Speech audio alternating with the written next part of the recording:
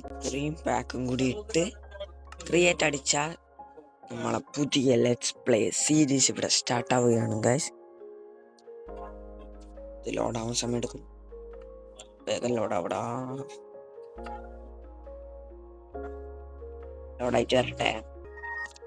ലോഡായി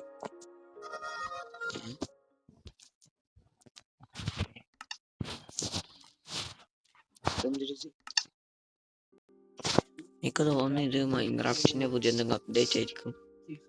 നമ്മള് 2 മാപ്പ് നമുക്ക് തന്നിട്ടുണ്ട്. ഫുള്ള് ഇതായിരിക്കണം. ഞാനത് മാർക്ക് ചെയ്യാൻ വേണ്ടിട്ട് കൊണ്ടുപോയി ഇട്ടേക്കാം. ആൻഡ് നമ്മളെ സീരീസ് ഈ ഒരു മരത്തിന് അടിച്ചുകൊണ്ട് തന്നെ ആവാം. അച്ചീവ്മെന്റ്സ് എല്ലാം വന്നിട്ടുണ്ട്.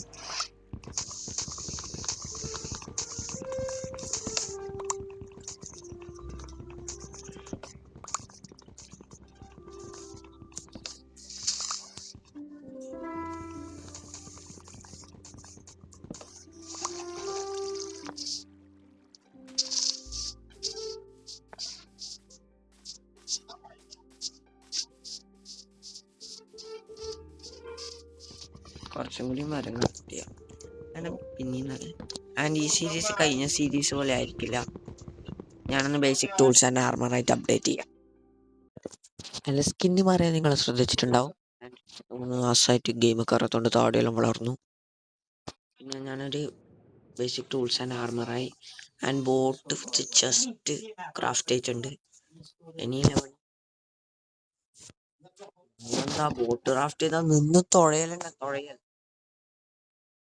നമുക്ക് അങ്ങോട്ട് തുടങ്ങിയാലോ. തുഴയലെന്നെ ശരണം. ഞാനൊരു വൈബ്രന്റ് വിഷ്വലായി കുറെ പ്രിസ്മ ആ ഒരു ഷെയ്ഡറാണ് ഇട്ടിരിക്കുന്നത്. അതുകൊണ്ട് വെള്ളം നല്ല ക്ലിയർ ആയിട്ട് കാണാം. അതിലൊരു കുഞ്ഞ്. പിന്നെ നമ്മളെ ഇൻവെന്ററി തുറന്നാൽ മറ്റേ ബോട്ട് എടുത്ത് ജസ്റ്റില് അവസാനമാണ് നമ്മളെ ഇത്രയല്ലോ.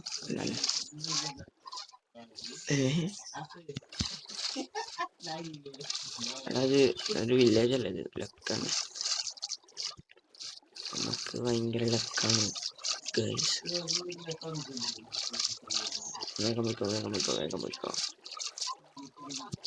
എന്താണ് ഞാനെടുക്കുന്ന ഷീഡൊക്കെ ഇത്ര നല്ല ഷീഡ്.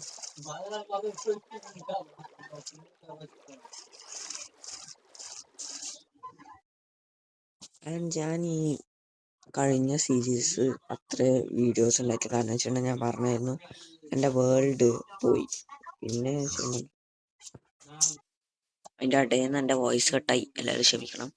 ആൻഡ് കഴിഞ്ഞ സീരീസ് പോലെയല്ല, ഞാൻ ഈ സീരീസ് കുറച്ചും കൂടി ലോങ് ആയിട്ട് കളിക്കാനും ചാൻസ് ഉണ്ട്. പിന്നെ ഈ സീരീസിൽ ഞാൻ കുറേ മാറ്റങ്ങൾ വരുത്തിയിട്ടുണ്ട്. ഒന്ന് എൻ്റെ സ്കിന്ന് കാണാം.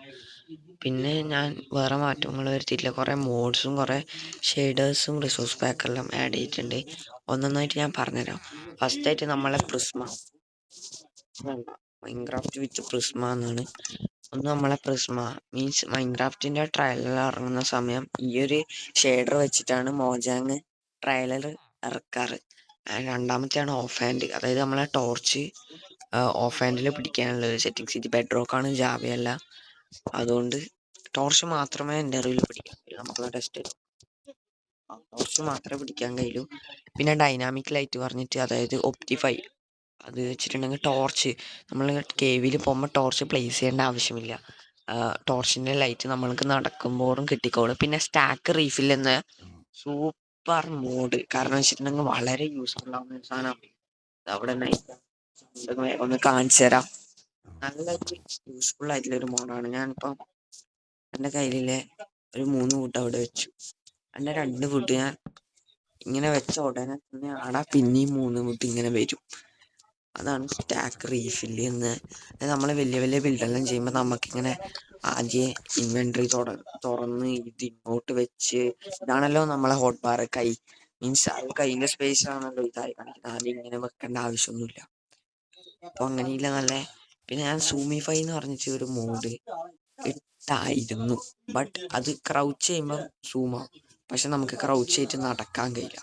അതൊരു പ്രശ്നമായിട്ട് ഞാനത് റിമൂവ് ചെയ്തു. ആൻഡ് പിന്നെ നമ്മൾ കോണ്ടിന്യൂറ്റി, അതായത് അത് നമ്മളെ ജാവ എഡിഷനിൽ മാത്രമാണ് കണക്റ്റഡ് ഗ്ലാസ് പറഞ്ഞിട്ടുള്ള ഒരു മോഡ് ഞാൻ എടുത്തിട്ടുണ്ട്. അതായത് നമ്മളെ ഗ്ലാസ് പെയിനും ഗ്ലാസിന്റെ ബ്ലോക്കിനും ബോർഡർ ഇല്ലാണ്ടുള്ള ഒരു സംഭവം. ഇതെല്ലാം പിന്നെ നോക്കട്ടെ, ടോർച്ച് ഓഫ് ഹാൻഡിൽ പിടിക്കാൻ കഴിയണ്ടെയാണ് ആ mode. Use the item.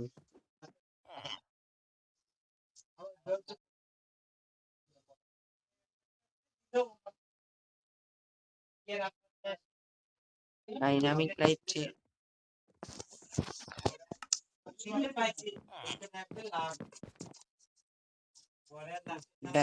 Light വർക്കാവുന്നുണ്ടോന്ന്, പക്ഷെ ഓഫ് ഹാൻഡ് എന്തോ കൂടെ use the item.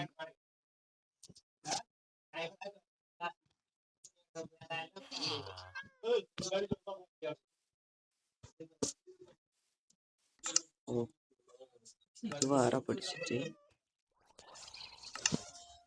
Dynamic light വർക്കാവുന്നുണ്ട് കേട്ടോ, പക്ഷെ ഓഫ് ഹാൻഡ് ഞാനൊന്ന് റിസർച്ച് ചെയ്ത് നോക്കട്ടെ എന്തോ വർക്കാവുന്നില്ല.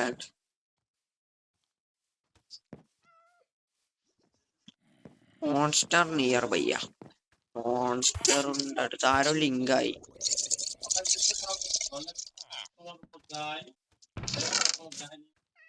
ബ്രെഡ് ഉണ്ട്, അത് ഞാൻ നോക്കാം. ഓഫ് ഹാൻഡ് ടോർച്ച് പിടിക്കേണ്ട മോഡ് എന്തോ ലാഗ് ആയതാണ് എൻ്റെ അറിവ്. ശരിയാണ്. ഓക്കെ, നമ്മൾ ഫസ്റ്റ് ഡേ ആൻഡ് പിന്നെ ഞാൻ ആഡ് ചെയ്തൊരു ഫീച്ചർ എന്ന് പറഞ്ഞിട്ടുണ്ടെങ്കിൽ കോർഡിനേറ്റ്സ്. അതല്ലാണ്ട് എത്ര ഡേയ്സ് നമ്മളിപ്പം കളിച്ചു എന്നുള്ളൊരു വേറൊരു സംഭവം കൂടി ഞാൻ അത് യൂസ്ഫുൾ ആണ് സത്യം പറഞ്ഞു. ഞാൻ ഒന്നിനും നിൽക്കുന്നില്ല, എനിക്ക് ഫൈറ്റ് ചെയ്യാൻ താല്പര്യമില്ല. സോംബിയ ഫുൾ എൻ്റെ ബാക്കിലാണ്.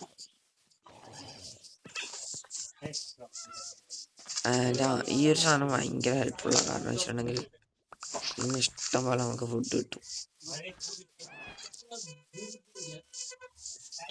ആൻഡ് ഞാനൊന്ന് എക്സ്പ്ലോർ ചെയ്യട്ടെ. ആൻഡ് ഇനി എനിക്ക് പറയാനുള്ള വെച്ചിട്ടുണ്ടെങ്കിൽ ഞാൻ ഇപ്രാവശ്യം മിഡീവൽ ടൈപ്പ് ഹൗസാണ് ബിൽഡ് ചെയ്യാൻ പോകുന്നത്. അത്യാവശ്യം വലിയൊരു ഹൗസ് ആയിരിക്കും. അതിൻ്റെ അതിനുള്ള സ്പേസ് നോക്കി വെക്കണം, അത് വേറെ കാര്യം. 15-18 അങ്ങനെയാണ്. ആൻഡ് അതെല്ലാം നോക്കിയിട്ട് വേണം കളിക്കാൻ. അതെല്ലാം കുറച്ച് പണിയാണ് സത്യം പറഞ്ഞിട്ടൊക്കെ. നല്ല ഗ്രൈൻഡ് ഉണ്ട് കേട്ടോ, അത്യാവശ്യത്തിന് നല്ല ഗ്രൈൻഡ്. മീൻസ് നമുക്ക് എന്തായാലും ഇപ്പം ബേസ് വേണം. സ്റ്റാർട്ടർ ബേസ് ചെയ്യാൻ വേണ്ടിയിട്ട് ഈ വില്ലേജർ തന്നെ എടുക്കും. വില്ലേജർ തന്നെ എടുക്കാൻ വെച്ചിട്ട്. അപ്പോൾ ഇന്നത്തെ വീഡിയോയിൽ ഇത്രയേ ഉള്ളൂ. മറ്റൊരു വീഡിയോ ആയിട്ട് കാണാം. അപ്പോൾ ടാറ്റ ബൈ ബൈ.